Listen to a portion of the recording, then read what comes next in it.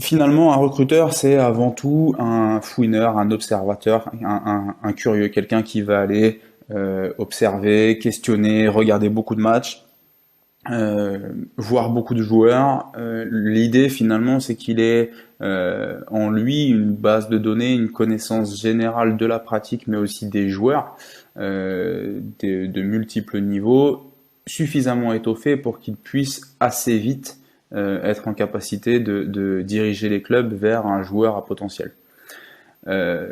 Ce qui est certain, un des facteurs prépondérants, c'est que c'est quelqu'un qui doit soigner sa présentation et sa communication. C'est-à-dire que vous véhiculez une image de recruteur, vous devez véhiculer une image finalement de confiance, puisqu'il faut que les joueurs acceptent de parler avec vous, que les éducateurs vous ouvrent leurs portes, que les clubs pro aussi vous permettent à un moment donné de travailler avec eux. Et donc,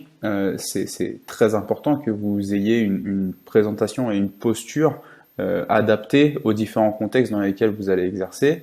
Et d'autre part, on a cette idée de communication. Alors quand on parle de communication, c'est bien sûr votre manière de parler, la qualité d'élocution que vous allez avoir au moment de vous adresser aux différents acteurs.